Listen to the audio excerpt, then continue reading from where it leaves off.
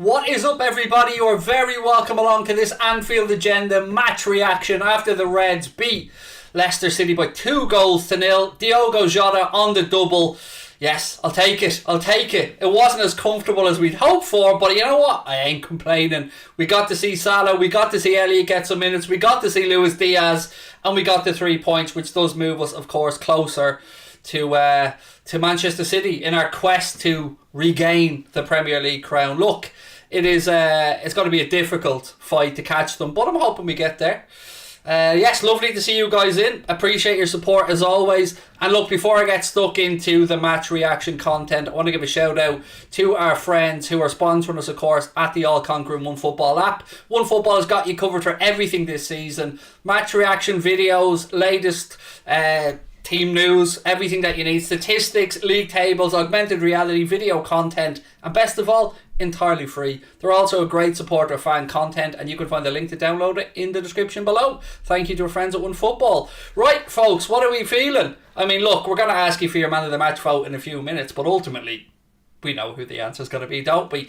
I usually do fly through and do a player rating, so I don't see why not. Really quickly, Alisson Becker didn't have much to do, didn't do anything wrong, 7. Trent Alexander-Arnold, there's a lot to like about Trent, but he gets caught in possession sometimes for me.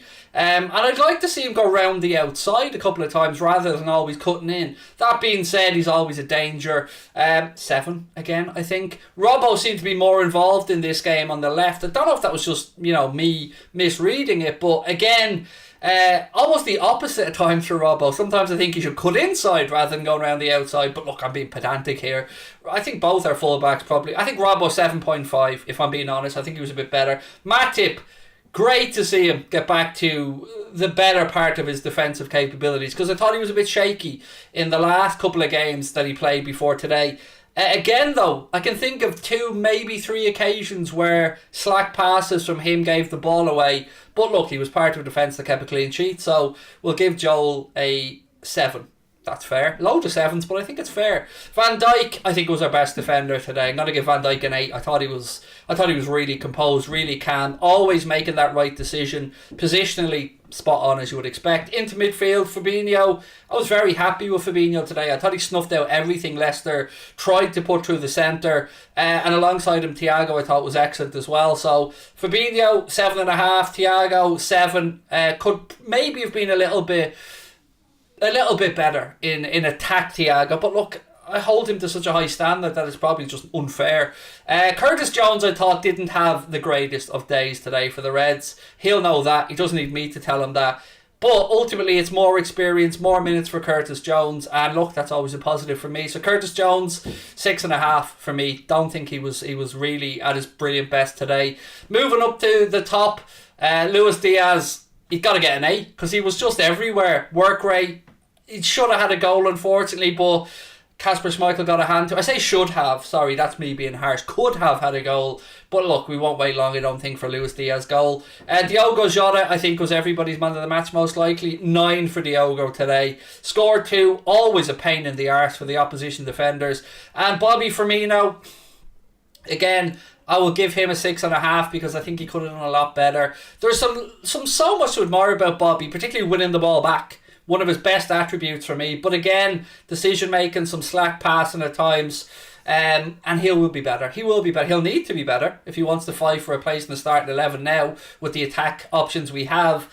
But ultimately, look, I'm happy. We got the result, 2-0. Right, for the Anfield Agenda Man of the Match vote, Connor is going to put that into the chat now. Give us some suggestions who you'd like to see in there. Obviously, the favourite is going to be Diogo, isn't it? He was sensational today. I mean, we're rightly going to talk about Luis Diaz today and the impact he had and the great start, but week in and week out now, Diogo Jota is becoming one of our go-to talisman along with Mohamed Salah.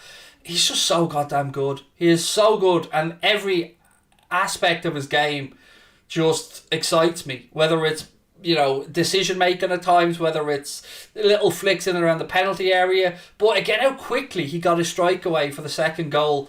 He's a class act. So yes, very much looking forward to seeing more of him. Robbo, I think, was the better of our fullbacks, as I said to you guys before. I think, look, I don't want to be pedantic here and find little nitpicking things. I'm happy. I'm happy.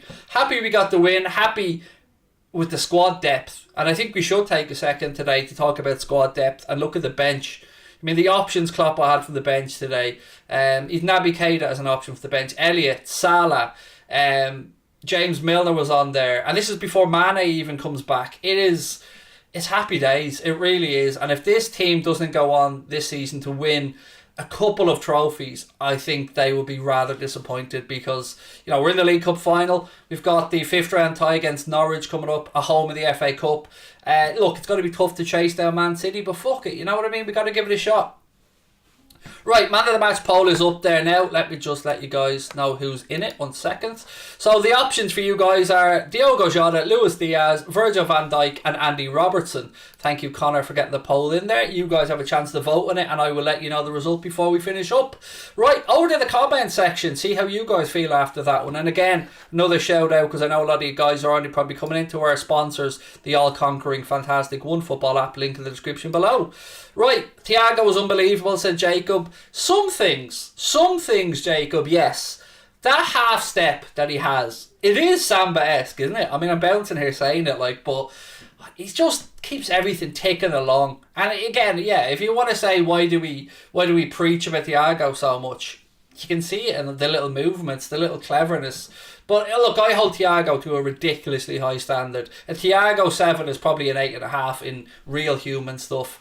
But Salah, how unlucky was he? Oh my days. That strike. I mean, I thought when he first hit it, he started it way too wide, but then it curled in at the last second. You're seeing Kasper Schmeichel's right hand aimlessly. He was never getting near it, and the ball ricochets off the bar. I fell for Mo there. I would have loved him to have had that moment because it was an unbelievable effort. Kasper Schmeichel is a good goalkeeper, Chester. You're right, mate. He often does have good games. And again, shout out to Kasper Schmeichel earlier on in the game for signal to the bench that Robbo collided with the post as well. He's a good old chap, Kasper Schmeichel. I have a lot of respect for him. Jota should play for Bobby. I agree, Nico. I agree. I think everybody will probably agree now that if we're looking at who plays through the centre, it is the Diogo Jota shirt at this moment in time. That's not to be disrespectful to Bobby. It's just being realistic. The Diogo Jota is ridiculous at the minute. So good. Almost 2 world-class goals from Salah, said Glenn. Yeah, I spoke about the one that he took the strike on and hit the crossbar. But then there was some really good footwork from Salah in a really tight area, right-hand side of the penalty area, and he somehow managed to spin his way inside. And the angle was against him, and all he could do was what he did do. But Kasper Schmeichel was able to touch it around the post. But again, goes to show you, Mo's back, Mo's focused, Mo's ready. And look, I just think we're in a good position for an assault on all of these trophies. All of these trophies now for the remainder of the season. Our squad is frighteningly good, said Dylan. Love it, mate. More of the positivity. Keep it coming. Glenn said the attacking talent we have on this team now, Craig, is unbelievable. And still got Sadio to come back. I know. It's great, isn't it? I mean, life's good. One signing, a return of Harvey Elliott, and the lads coming back from the AFCON, and all of a sudden, life is looking, as I like to say, tickety-boo. Why is Jones so slow? It's a style of game. It's a style of play. I think he takes one touch too many at times, Fahim, Curtis Jones. His control is brilliant. His vision is brilliant. But I do think he dwells on the ball a little bit, just a fraction, too long at times, and I hope that that's something that Klopp will be able to move out of his game, because there's a player in there in Curtis Jones, but we didn't see his brilliant best today, in fairness. But look, I ain't complaining. We got the win. Joe Lemont, thank you, mate. Appreciate that. Very unselfish for Matip to score, to set up a one for Diogo. Yeah, if you haven't seen Joe Matip's assist for Diogo's second goal, it was a little toe poke nutmeg pass, and it was delicious. It's begging to be scored, and Diogo didn't let us down. My son's upstairs absolutely screaming at the computer at the minute. Lucas, can you chill, dude? I don't know what he's giving out to up there, but pressing was amazing today, said LFC. Yeah, in the first half, first 10-15 minutes, we use the phrase hunting in packs a lot of the time, but my God, those boys weren't giving Leicester a second in possession. Weren't giving them a minute to breathe.